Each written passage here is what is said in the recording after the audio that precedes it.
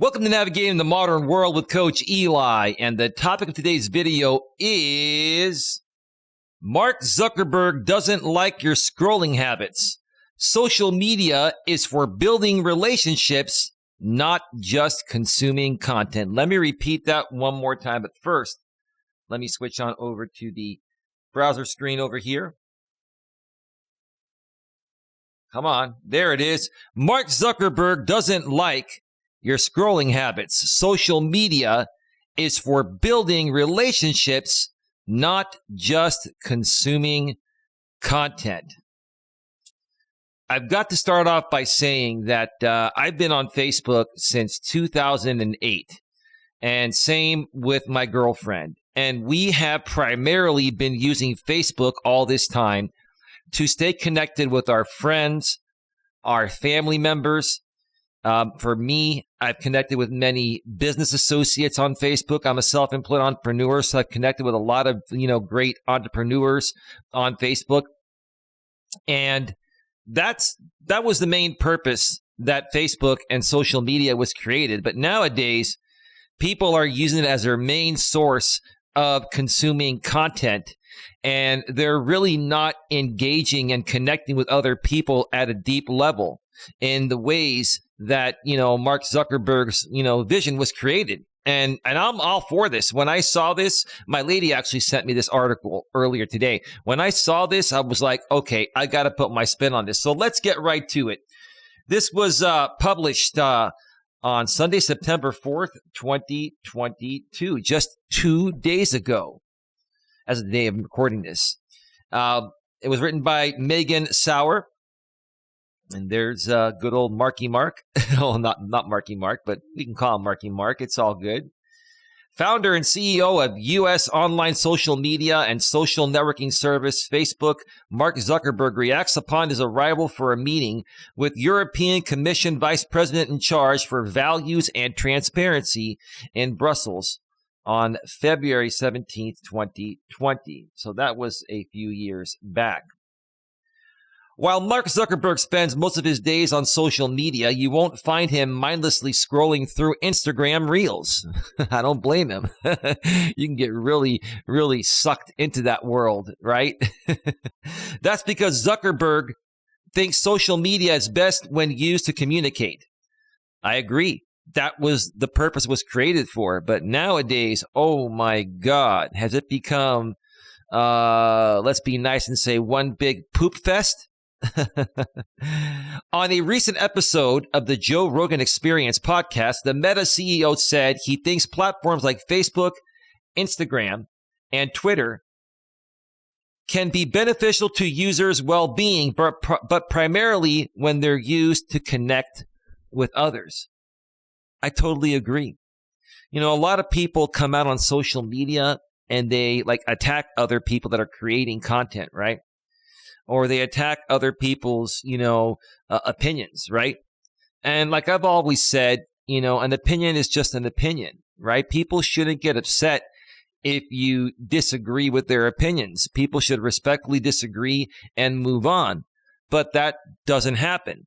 That never really happened before social media came out, but now it's become even more apparent because social media has brought the whole world together. And now you're not only dealing with opinions from your own local area, since the days before social media came out, you're dealing with opinions from people all over your country and all over the world. And if you're a content creator like myself, my gosh, that when people disagree with you, they're going to just come at you and they're going to keep coming at you. And it's sad because, that's what's been happening to me out here on YouTube. I get attacked by many people out here. And all I've ever wanted to do is connect with people, bond and connect with people and help people better their lives. So let's continue here. If you're just sitting there and consuming stuff, it's not necessarily bad, but it generally isn't associated with all the positive benefits you get from being actively engaged or building relationships, the tech billionaire said. I agree. You should be, reaching out to people, saying, hello, how are you? I saw, your profile. You seem like a pretty cool person. I'd love to get to know you. I see you do this for a living. I have an interest in learning more. Maybe we can collaborate on something, right? That's what social media was created for. But that's not what it's turned out to be. Zuckerberg isn't the only one discouraging that sort of social media overconsumption. Research indicates excessive use of social media can lead to depression and anxiety among some users. That's because people attack people left and right on social media over a difference of opinion. Over a difference of opinion, right? Again, we all are going to have a difference of opinion. But why can't we just respectfully disagree and then just leave people alone?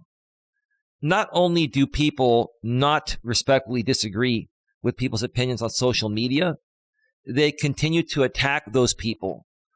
And that's what's been happening to me out here on YouTube. And I've seen that happen to many other people all over social media. It's really, really sad how many people project their insecurities over social media instead of using it to build, amazing relationships and friendships with people and business partnerships and collaborations.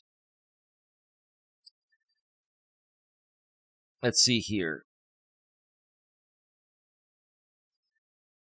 Routine social media use, like responding to content others share daily, is actually linked to positive social well-being and overall mental health, a 2019 study conducted by Harvard University researchers suggests. However, the opposite becomes true when people develop too much of a dependence on social media or an unhealthy emotional connection. What I've noticed being out here on YouTube full time for over 5 years, running my coaching business, I've seen a ton of very unhappy and miserable people, lonely people, insecure people. A lot of these people have a disability, no disrespect, and they're on Social Security insurance, SSI disability. And, they feel like they're stuck at home, so they have to get on social media and, project their insecurities out there. I've just seen so many people that are unhappy and miserable, project onto positive people such as myself out here, instead of connecting with people in a positive way, making friends, which would cure their problem in the first place, right? Instead of fixing their problem, they want to project and make their problem worse. And I just don't understand that. I just don't get it. Let's continue. If people are solely checking apps excessively out of fear of missing out, that's a huge problem.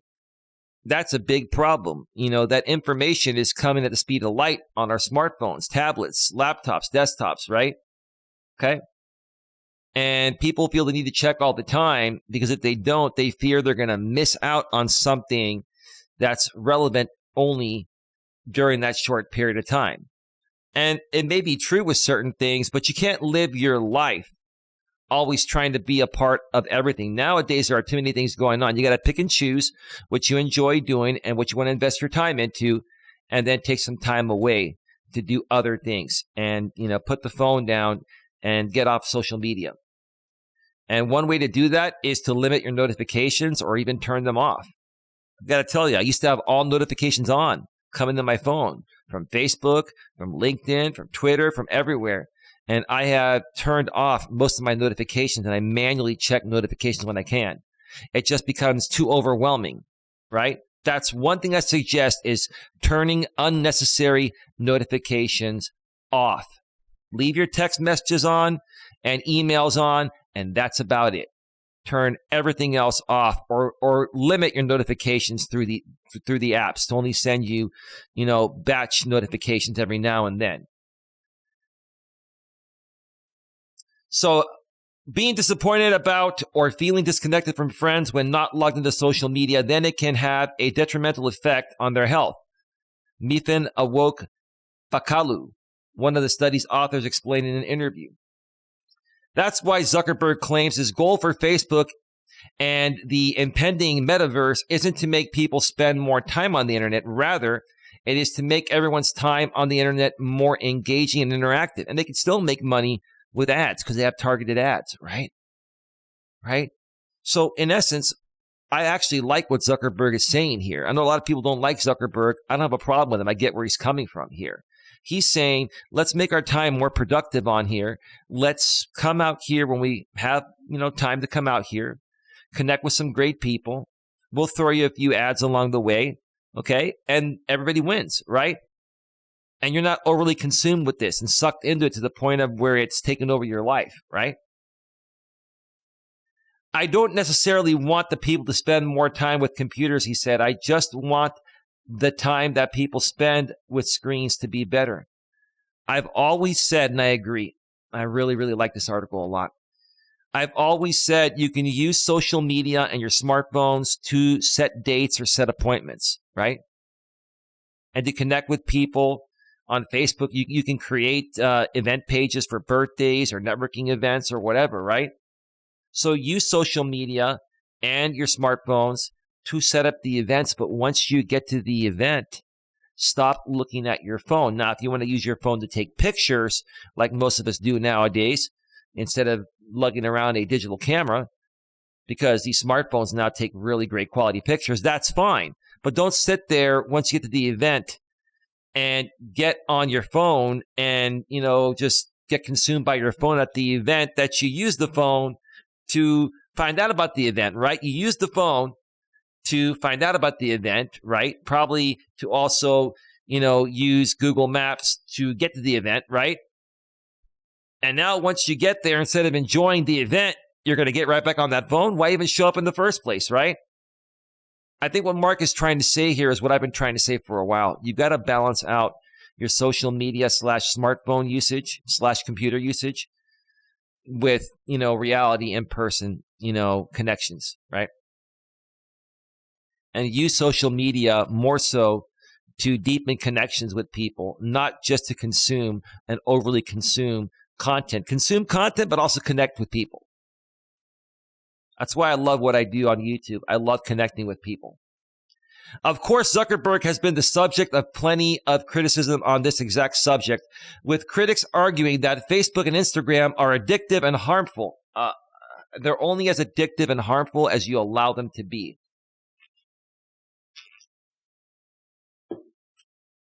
Especially for teenagers and children. Well, that's because, these kids nowadays, they look at this as a new toy. This is like the best toy they can ever have. They can have everything at their fingertips. Internet. They can have instant messaging. They can sit there in bed at night and they can just, text and video chat with their friends. They can send emails. They can surf the internet. Like, I didn't have that growing up. We didn't start getting computers with dial-up until I was like in my late teens, right? So, yeah, it can be very addictive and very harmful because these kids are getting addicted to the ease of use of these computers and they're getting sucked into the digital world and they're not learning about reality and they're also not learning responsibility. The internet and smartphones and social media is making people extremely lazy or has made people extremely lazy. And especially it's made our youth less social or they become antisocial. That's my opinion. You can tell me what you think in the comment section. The platforms have tried to counter those arguments by rolling out features that clock the time users spend on the social media apps while prompting them to mute notifications or even log off after a certain amount of time. Yeah, but you have to set that up, right? Now, your parents can, try to set that up for you and limit your time on there, but these kids are smart nowadays. They can bypass these limitations. Or they'll just get another device somehow from a friend or somewhere else, and they'll bypass it. So, I think it's more about the parents, spending more time with their kids and saying, hey, no problem with you using this device, but get out there and socialize with people. Use the device to set up, times to hang out with your friends and other things, right? Use it to take pictures and all that, but also step away to enjoy reality, because these devices were made to enhance our reality, and instead of enhancing our reality, we're using them to stay more in a virtual world and it's not real. I've seen a lot of people, even in their 20s and 30s and 40s out here on YouTube, have virtual relationships with people over the internet, and they never meet. And a lot of these people, they'll even have like video dates, and they're in different states, and they'll watch movies together over the internet, but they never meet to have intimacy and hang out in person. It's surreal to me. I love spending every weekend with my woman, her being here in person, us being able to be intimate and go and do things, right? And snuggle up and hug each other, right? Can't do that on the internet. It's not the same thing. Let's see here. It will take time to develop a fully immersive metaverse, but Zuckerberg said Meta has already tweaked its code to try to promote positivity in virtual worlds. The code will still show the most interactive posts, but it doesn't count angry reactions as engagement. Well, that's a good thing. I wish YouTube would do something about, people that push the guidelines and,